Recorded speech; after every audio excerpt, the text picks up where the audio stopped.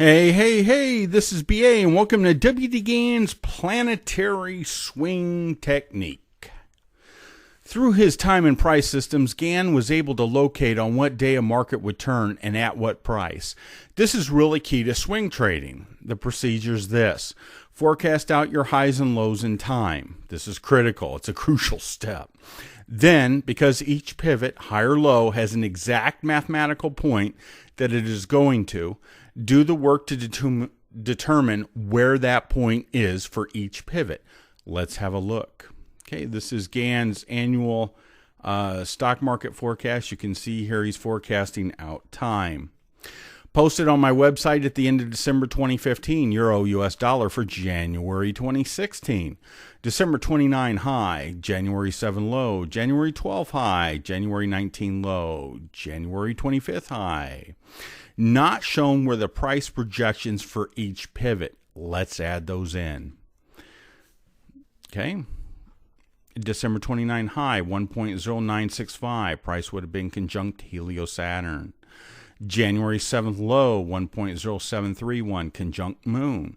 January 12th high, 1.0939, square heliocentric Jupiter. January 19 low, 1.0774, opposite heliocentric Mercury. January 25 high, 1.0939, square heliocentric Jupiter. And I'm also giving you here not just the price projection, but what planet it's squaring out with in the angle. Note, because you're going to wonder, well, where'd you get that? Study the Great Cotton Campaign in Gann's book, The Tunnel Through the Air, which, by the way, is free on my site. We can then go to the chart and see how these played out. Okay. Now, these red diamonds, there's 5 of them, are the price and time points that were projected. Okay. And this area here is unusually sloppy forecasting. Okay. And I could tell you what went on there, but I don't want to. Suffice it to say that this is just not normal. But anyway, we can use this and we can systemize this to have it work for us. Okay. And as you can see here, price is a little bit off, but it's right on time. This one was a little bit off in price and time. This one was a little bit off in price and time because it occurred up here. Okay, but we're getting close. This was spot on in price, but it happened 2 days later, and you'll get those.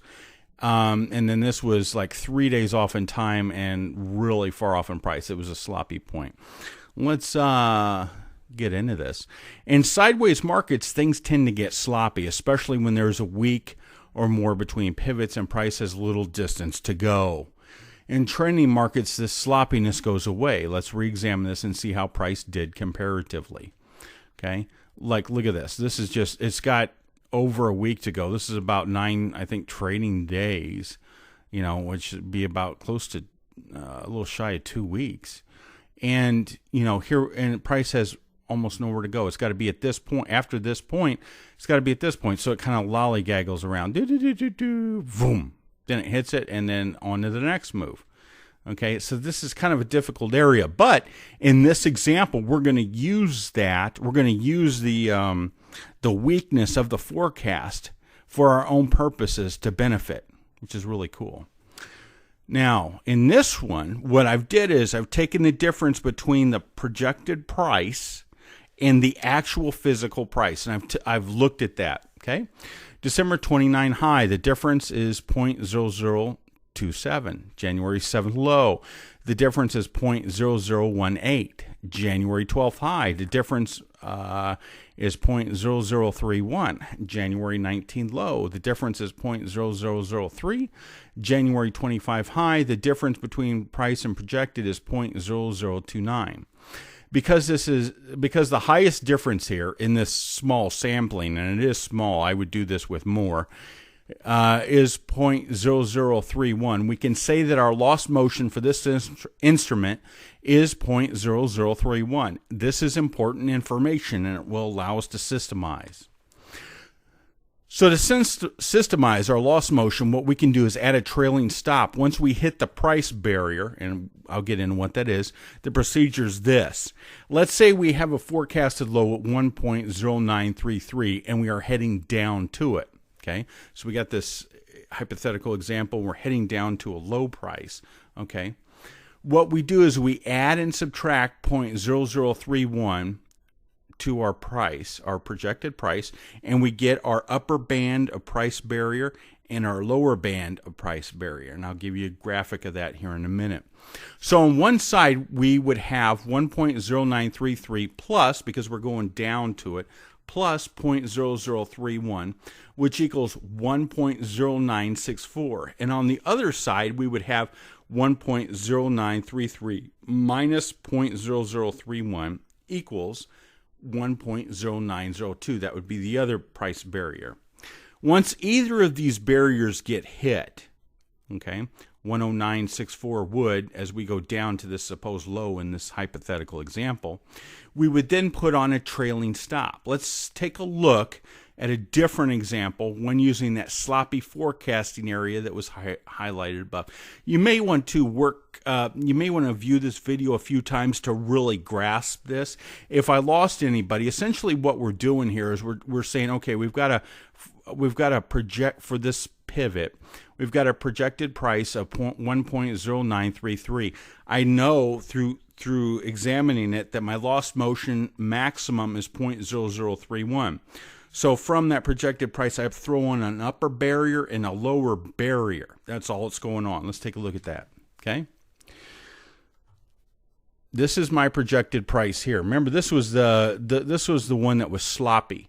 Okay. This one that was the one that looked like sloppy forecasting, and it was. Okay. Upper and lower barriers, plus 0.0031 and minus 0.0031. See, we take this and we just add 0.0031 to it, and we get this upper barrier. Okay, we take this and we subtract 0.0031 from it, and we get this lower barrier. And we know that these barriers represent our lost motion. Okay, so what price does is it kind of lollygaggles around here, comes down, hits our point 2 days late, but stopping almost exactly on it. It misses by just a few.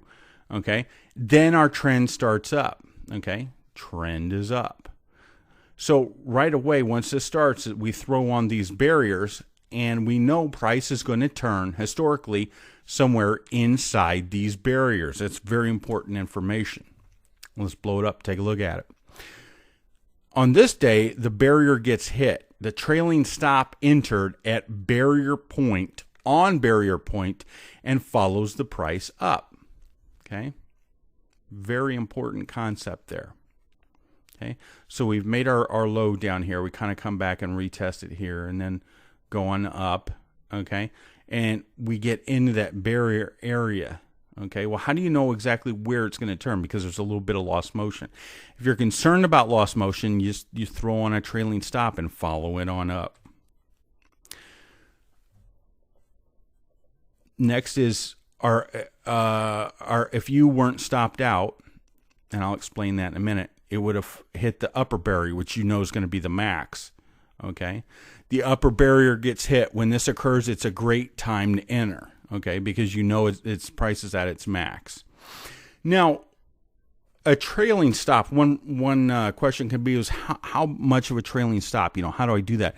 You have to go back and historically look at these and see what the historical averages on trailing stops and what it would have did. Like say if you would have put on a trailing stop, say of 10 pips, what kind of profits would that have got you? What about 15 pips? Okay, what kind of profits would that have gotten you? So it varies in all instruments. You have to do that kind of work. Okay, and so that would be a step that you would have to do. Okay, so once we hit this and our high is confirmed and we start heading down, okay, this whole process starts over. We throw on our price point, make our projection down here, throw on our upper barrier and our lower barrier. Okay, very simple, and you just keep doing this high, low, high, low. That's WD Gann's swing technique. If you have gained insight from my videos, subscribe so you can get the latest on my free market calls, forecasts, commentary, and teachings. Knowledge is priceless. Hey, this is BA reminding you, you can succeed. Bye-bye.